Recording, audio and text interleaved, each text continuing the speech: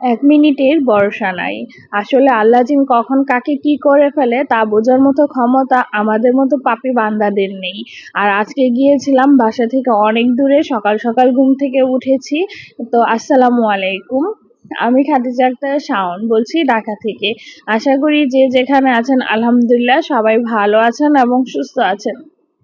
আলহামদুলিল্লাহ, আপনাদের সবার দয়ায় আমরাও ভালো আছি এবং সুস্থ আছি। আর যে যেখানে আছেন আশা করি আমার ভিডিওটি আপনাদের ভালো লাগবে। আর সবাইকে জানাই মন থেকে আসলে অনেক অনেক ভালোবাসা রইলো সবার জন্য। আর একদমই ধৈর্যহারা হয়ে গিয়েছিলাম, অনলাইনে বলেছিলাম আর কাজ করব না। তো দেখলাম যেহেতু সময় যাচ্ছে না আর সবার সেটআপ আসছে, আমার আসতেছে না, এজন্য ভীষণ ডিপ্রেশনে চলে গিয়েছিলাম যে আমার ধারা হয়তো বা কোনো কিছুই আর সম্ভব হবে না। সেজন্য অনেক অনেক ভিডিও জমা আছে কিন্তু দিতে ইচ্ছা করছে না। তো অবশেষে আজকে নিয়ে আসলাম, দিলাম কিছু ভিডিও। তো আজকের ব্লগটা হচ্ছে ঈদের দ্বিতীয় দিন। আর ওই দিন গিয়েছিলাম অনেক দূরে আমার বাসা থেকে। আগে সকালে ঘুম থেকে উঠে আমার বাসায় গিয়েছিলাম। তো ওইখানে আম্মু রেডি, আমরাও রেডি। তো ছাদে উঠেছিলাম 2-3টা ছবি ওঠানোর জন্য। যেহেতু এত সকালে আমাদের ঘুম ভাঙে না, তো গিয়েছি যেহেতু রোদটা সেরকমের উঠে নাই, তো ভাবলাম কয়েকটা ছবি উঠাই। তো ছাদে উঠলাম। তো ওঠার পরে এই যে আম্মুর গাছগুলো দেখছি, যেটা দেখতে আমার অনেক ভালো লাগে।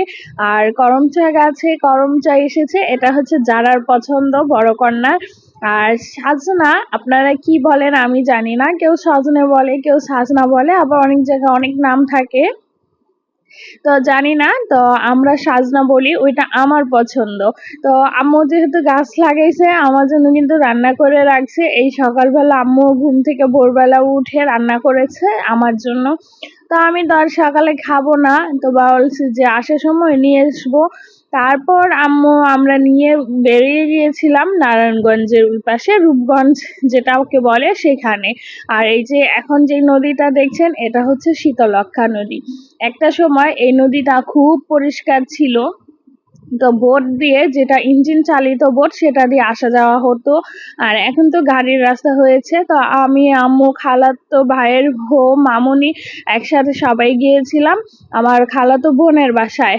আর সবচেয়ে দুঃখের বিষয় হচ্ছে যে কারণে সবাই মিলে যাওয়া, সেটা হচ্ছে আমার সেজ খালা রমজানের আগের দিন ইন্তেকাল করেছে। তো আমি যেতে পারি নাই, তো সেই জন্য গিয়েছিলাম ওই দিন বোনদের সাথে দেখা করতে। আর এত দূর লং জার্নি করে আসলে আমিও খুব টায়ার্ড হয়ে গিয়েছিলাম, যার কারণে আমার ফুপুর বাসা আছে এখানে, আমার খালাতো ভাইয়ের বাসা এখানে, কারো বাসায় আর যাওয়া হয় নাই। আর গ্রাম, মানে একটু গ্রাম্য অঞ্চলের মধ্যে, তো তো সেটা দেখে আমার যাহারা খুবই খুশি। আর শেষমেশ বাসায় আসতেছি। আর আপনাদের কাছ থেকেও বিদায় নিচ্ছি। আল্লাহ হাফিজ, আসসালামু আলাইকুম।